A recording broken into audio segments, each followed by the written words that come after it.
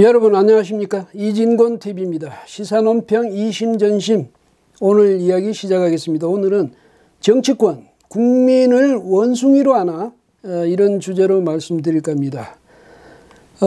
무슨 준연동형 비례대표제입니까? 그걸 내놓을 때부터 아마 이 사람들 마음속에는요 다른 계산이 있었을 겁니다. 일단 이걸 패스트트랙으로 해서 특위에 올려가지고 특위를 통과시키고 난 뒤에 그다음 법사위로 넘겨가지고 그것이 국회 본회의 상정되기 그 전에 그 사이에 수정안을 만들어가지고 본회의에서 처리하도록 한다. 그런 계산 아니겠습니까? 잘 아시는 조삼모사 이야기 좀 할까요? 옛날 중국 송나라 때요. 저공이라는 사람이 있었는데 원숭이를 너무 좋아해가지고 아주 많이 키우고 있었는데요. 그 도토리를 구하기가 갈수록 어려워지는 거죠. 그래서 어느 날 원숭이들을 불러 모아놓고 요즘 이렇게 도토리 구하기가 어려워져서 그러니까 어쩔 수 없이 니들한테 아침에 3알, 저녁에 4알 이렇게 줄 수밖에 없어. 이랬더니 원숭이들이 들고 일어나서 막 항의를 해대거든요. 그래서 알았어 그러면 알았어. 아침에 4알 줄게. 저녁에 3알 주고. 이랬더니 원숭이들이 좋아하더라는 것 아닙니까? 설마 그러기에 하겠습니까만 꼭 정당 리더라는 사람들한테서 원숭이 취급당하는 것 같아서요. 참 기분이 안 좋습니다. 정의당의 경우는요. 지지 기반 확고하죠. 근데 다만 문제는 그 규모가 너무 작다. 여기 있고요. 그 다음에 그때 같이 패스트트랙 담합에 참여했던 민주평화당 또 바른미래당 그리고 민주평화당에서 떨어져 나간 대한신당 이런 경우는 지금 그 지지 기반 자체가 너무나 흔들려가지고 장래를 예측할 수도 없는 그런 상황이죠. 근데 이제 이런 정당들이 살아날 길이 있습니다. 꾀만 좀 부리면요. 그 다음에 그냥 살아나는 정도가 아니라 잘하면 중규모의 정당으로서 당당하게 말이죠. 그렇게 앞으로 존립해 갈 수가 있는 방안이 있죠.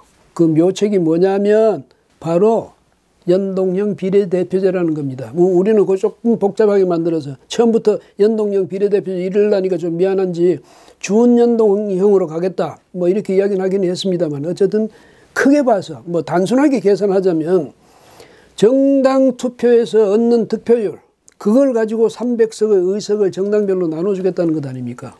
그렇게 되면 더불어민주당이나 자유한국당은 크게 손해를 보겠죠. 그런데 이제 더불어민주당이 왜 이걸 알면서도 담합을 했을까요? 자유한국당 쏙 빼고 나머지 야3당하고 이렇게 담합을 한 데 나름대로 이 배경이 있죠. 뭐냐면 공수처법 무슨 검찰개혁법도 그다음에 이 검경수사권 조정법 이런 거 그러니까 형사소송법 개정안하고 검찰청법 개정안 이런 것을 통과시키려면 그 의석 가지고 부족하지 않습니까? 또 더더욱이나 국회 선진화법 이래가지고 5분의 3 이런 규정이 있으니까 상임위 통과조차도 못할 것 아니겠습니까? 그러니까 정치개혁특위 통과조차도 못할 텐데 이거는 또 법사위도 통과조차도 못할 텐데 그러니까 이제 야3당의 협조를 얻어야 되는 거죠. 그래서 담합한 것 아니겠습니까? 그때 이미 더불어민주당에서는 속으로는 다 알았을 거예요. 왜? 모를 리가 없죠. 이렇게 하면 앞으로 국회의원 정수를 늘리지 않고서는 해결될 길이 없다. 이걸 뻔히 알고 감안하고 아마 그때 담합해서 패스트트랙에 올렸을 겁니다. 나중 일은 나중 일이고 일단 국민한테는 300명은 지킨다 하자. 그 다음 나중에 불가피하면 그때 가서 다시 슬그머니 다른 안을 내놓으면 되지 않겠느냐. 그런 계산이었을 겁니다. 그래서 이제 했는데 이제 조금 있으면 지금 본회의에 상정할 그런 시간이 다가오고 있지 않습니까? 그럼 이렇게 급해진 거죠, 말하자면. 뭔가 이제 결단을 내려야 될 시점이니까, 이 목마른 사람이 우물 판다고, 심상정 정의당 대표가 이제 슬쩍 이야기를 하고 나선 겁니다. 말을 흘리고 나섰죠. 뭐라고 했냐면, 지난 27일에요. 300석에서 10% 범위로 확대하는 합의가 있다면, 가장 바람직하다. 이런 주장을 했습니다. 300석 지키겠다고 해놓고는 이제는 그게 330석이 되는 게 가장 바람직하다는 겁니다. 이런 말을 할 수가 있습니까? 그러니까 또 다른 정당들, 한국당 빼고 다른 정당들도 바로 때는 이때 돼서 지금 막 찬성하고 나서는 거죠. 그 다음에 심상정 대표의 경우는 심지어 뭐라고 이야기하냐면 지난해 12월 달에 나경원 그 한국당 원내대표도 이 10% 늘리는데 찬성하지 않았느냐. 같이 합의하지 않았느냐. 또 이런 식으로 물고 들어가기 작전까지 전개를 했습니다. 그러다가 이쪽에서는 펄쩍 뛰었죠. 네, 물고 들어가기, 끌고 들어가기 이렇게까지 해가면서 기어이 이제는 또 뭐냐면 의원 정수를 늘리겠다는 겁니다. 그러면서 뭐라고 하냐면 10% 늘리지만은 의원 세비 총액은 동결하겠다. 또 의원 300명에 대한 예산 그 동결하겠다. 그러니까 무슨 얘기냐면 뭐 세비든 뭐든 예산이든 300명 분을 받아서 330명 나누어 먹겠다. 이러니까 그걸 허용해라 이런 이야기거든요. 참 이런 걸 또 믿어요? 300명 고수하겠습니다. 이랬다가 지금 330명으로 늘려달라는 사람들이 330명 늘리지만은 예산은 동결하겠다 이래놓고 그냥 정말로 그렇게 지키리라고 여러분 생각하실 수 있습니까? 21대 국회 들어서기 무섭게 아마 아우성을 칠 겁니다. 내 목 내놓으라고. 우리 330명인데 왜 옛날에 300명 분 그걸 가지고 나눠 먹으러 하느냐. 이래 또 난리가 나겠죠. 이 사람들을 어떻게 믿습니까 우리가. 예, 근데 문희상 국회의장이 29일에 이제 공수처법하고 이거 국회 본회의에 부의하겠다 이렇게 뭐 이야기하는 것 같이 들리더니 12월 3일로 미뤘답니다. 아마 법적 요건이 잘 안 갖춰졌다 이렇게 판단한 모양이죠. 그것 때문에 또 논란이 벌어지면 이제 입장이 난처해질 테니까 그래서 미룬 것 같은데 뭐 더불어민주당이 이것 때문에 아주 뭐 문희상 의장의 결정에 굉장히 반발한다고 그러지만 사실 속으로는요 사정이 있지 않습니까? 왜냐하면 이 만약에 정의당하고 이런 그 여타 정당들의 그 협조가 없이는 공수처법 이것을 본회의에 그 표결에 붙였다가 만약에 부결되면 어떡할 겁니까? 그러니까 그 전에 이런 그 자유한국당 뺀 나머지 야당들의 확고한 협조 약속을 받아내야 되거든요.